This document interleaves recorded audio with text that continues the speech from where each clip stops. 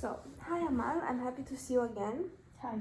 How have you been during the past week? I know we met last week and you've been telling me a bit about your symptoms. Can you tell me a bit how your week was? Yeah, I haven't been very good. I've been haven't left my house apart from just buying groceries, and yeah, I've been thinking a lot, been on my mind a lot, and the only reassurance I had it was like my cat around the house that helped a bit feeling better during the day, but for the rest, yeah, I'm not great. I'm sorry to hear that. So, as I'm understanding, you've been having a bit of a harder week, and also, besides your symptoms increasing, you also cut off on social interaction and going out of the house in general. Yeah. I'm very sorry to hear that. Did you have any major events happening during this time? Well, the week before I went to a party with a friend, but it stressed me out a lot, and I got overwhelmed while I was there, and yeah, like I couldn't enjoy myself at all, and I told my friend, and then he just accompanied me back home because we were not having a good time. Okay, so you went to a party. It was a bit stressful for you because of the symptoms you've been telling me about, the stress that you have in social situations. And then you had to like cut your time short and go home, right? Yes, exactly. Could you tell me what stressors happened, maybe during the party or maybe at home? What were the main things? During the party, it was because there were so many people there, and I didn't really know them well. I only knew a couple, so like having that many people around me, like all of a sudden, it kind of stressed me out, and yeah, and because my friend was talking to many of the people and I didn't know anyone, then I felt really like on the spot in those moments. So that put some pressure on myself, put a bit more pressure on myself, and that's why I really wanted to leave. Yeah, I understand how that might be difficult, especially in your case. After you came back from the party and during the last week in which you've been telling me that you stayed in the house a lot and you didn't go out much, could you tell me what kind of feelings you had day to day in general? How did you feel? What thoughts did you have? Yeah, during the day I've been thinking that like I feel like I'm a burden to the people around me, to my family and friends, and this got me, like, that's why I just kept avoiding meeting them. At least I avoided meeting them as much as possible, and yeah, mainly these thoughts of like, I don't know, I'm not enough, and maybe people would be better off if I wasn't there. Yeah, that must be a lot of pressure on you to feel that way. How do you feel in terms of hopelessness? Are you hopeful in the sense that you will be able to not feel this way anymore and have these symptoms? Like the past week, I've really struggled to find some positivity in like imagining the future. I think like, yeah, it's never been this much that I felt that way. Mainly, yeah, I was like going through the day, kind of waiting for the day to end. So I wasn't really thinking about next week or the near future. Okay, so you only see uh, your future maybe very shortly, not thinking about it in the long run. Yeah.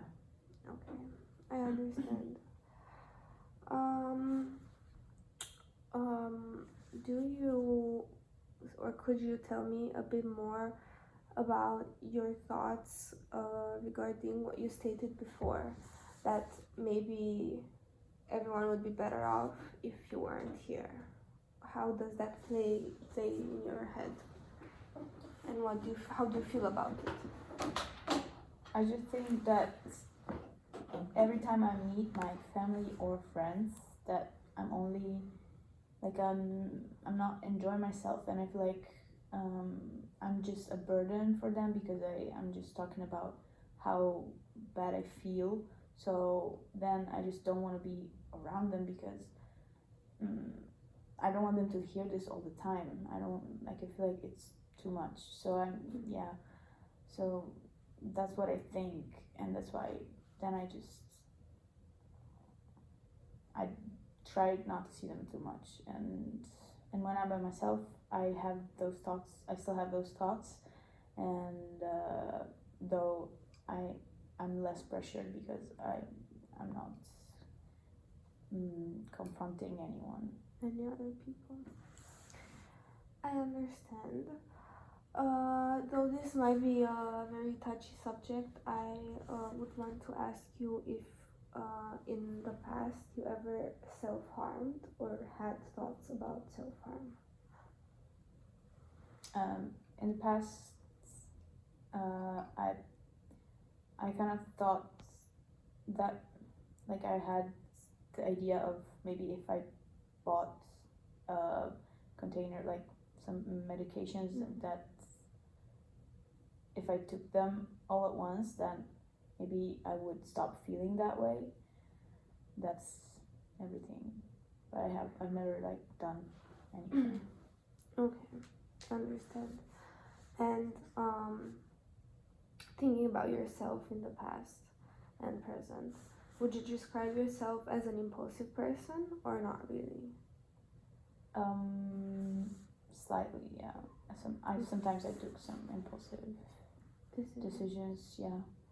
How about your self-control? Do you feel like you're in control of what your actions are?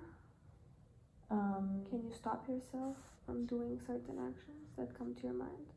Yeah, most of the time, yes. If I'm, let's say, if I drank or smoked, then way less. Way less. I understand. Okay. So, I know you've been telling me a bit about some of your protective and comforting things around you. For example, your cat, I know you mentioned. But I would want to know a bit more about how this may help you.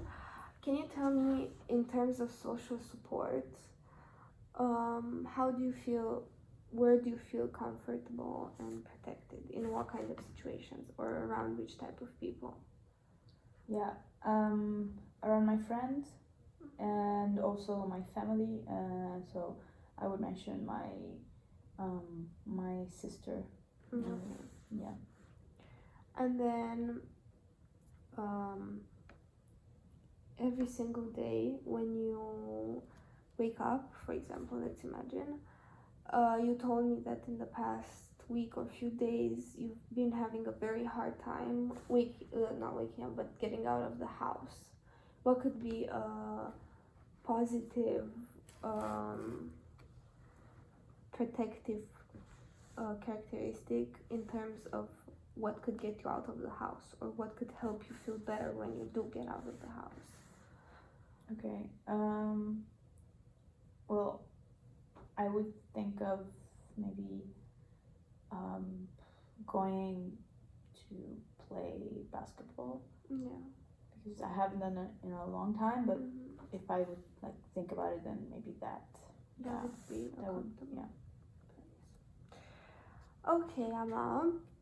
Now, if you are comfortable with this, I would like to make a safety plan. I have a template that we will fill out together. This is just some piece of information that could help you in maybe a more difficult moment for you or a crisis, let's call it. And if you're comfortable, I would like to ask you some questions and I will fill it out with you. Maybe you can add um, some of the details, and then we can see how we use this to make you feel safe and help you as most as we can. Okay. Okay, so first things first, we will talk a bit about warning signs.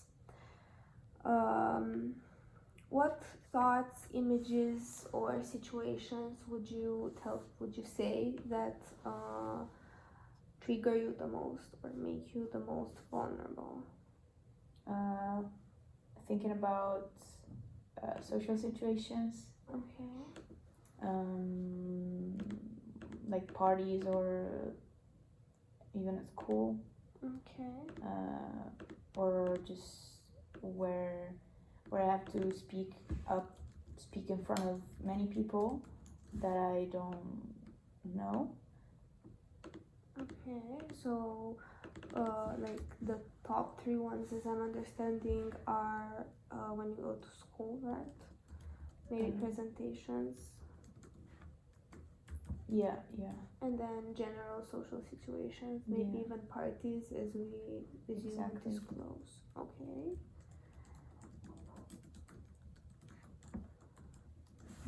Okay, I'm now gonna show you a bit of how this looks. So here we have warning signs, as I told you.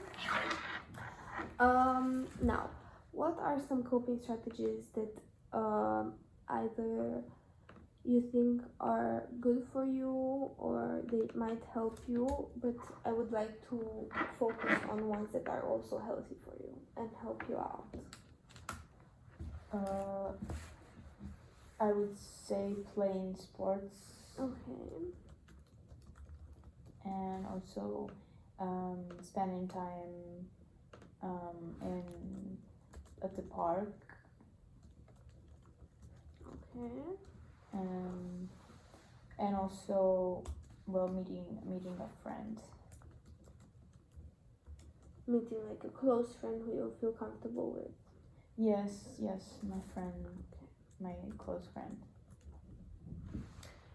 I am very happy that you mentioned meeting a friend and even like specific places, because this is the next question I wanted to ask you. What would be a person who you feel comfortable with and who we could call in case of a difficult situation where you need to be distracted, maybe? My sister. Okay. Could you tell me her name? Yes. Franca. You can spell Franca. Okay. And then could you also write down her phone number maybe for me, so we have all the information in one Sure. place?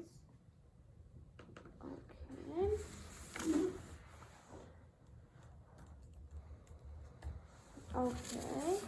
And then maybe one of your friends who is like closer to you here, maybe in university, or someone who is or maybe your mom, even if you want, you can decide another person. You can write down my friend's name, Okay. Marco. Okay. Great, and also his phone number, just so we're clear and sure that we have all of the information. Okay, thank you so much for that. And I know you mentioned before a couple places like maybe basketball court or nature in the park. What would be two places where you would be most distracted and would help you the most?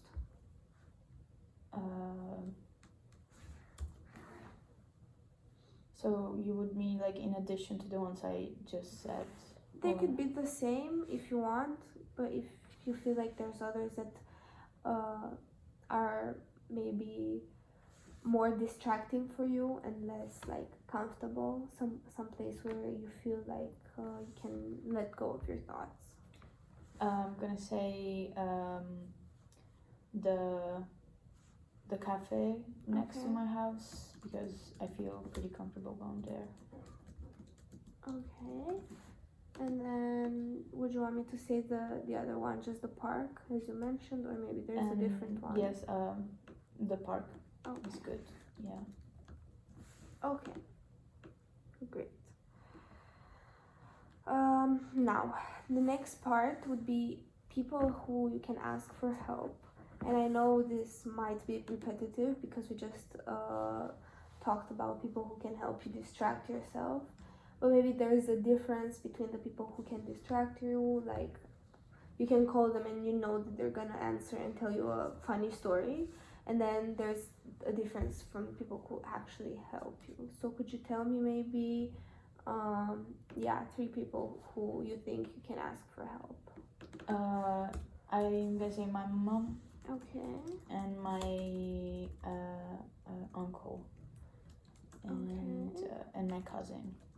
Okay. So you would feel most close to these people, and they could actually offer you help in the case you would need them. Yeah, I would say they're more Okay. responsible.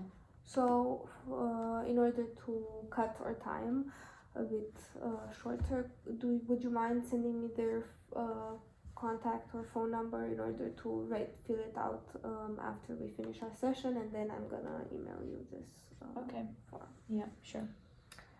Okay. Now, I'm also going to write down professionals or agencies that you could contact during any crisis. I'm gonna fill it out for you, and again, I will send them via email. But the last two things I want to talk about are how could you make your environment feel safe for you? What are two things that would make your surroundings feel safe?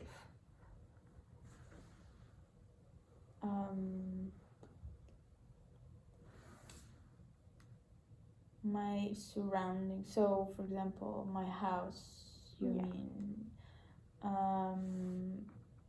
Do you feel like maybe sitting in bed with a lot of blankets and like maybe a lower lighting would make you feel more comfortable? Maybe like lightning. I would think. Yeah.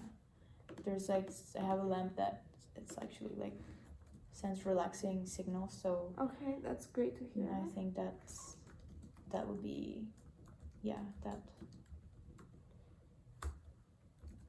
Okay, that's very good to hear, and I hope you keep this in mind whenever you feel like you're having a hard time. You could put that lamp on. And do you maybe have another thing that you would make your environment feel safe? I think like looking at pictures of my friends and family maybe would help. So that would remind you that you're in a safe environment and would make you feel more comfortable. Yeah.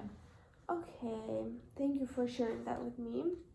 This is all very great information, and I hope it will also help you. I think we will go through this plan again next session in order to maybe you can change some things if you feel like they didn't help you. But lastly, I would want to end this session by you telling me what is one thing that is most important for you and that makes you feel like you're not a burden and that you are worth it, and there is a reason for you to keep trying to feel better.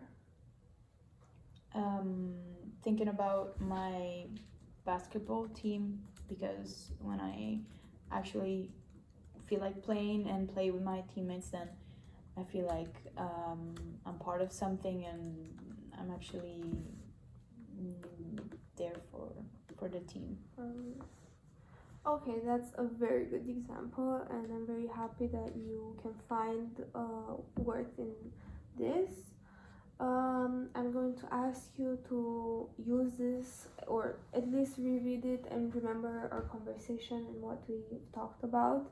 This plan whenever you feel like you're having a harder time, and next time we will also discuss further your symptoms and how I may help you in that sense.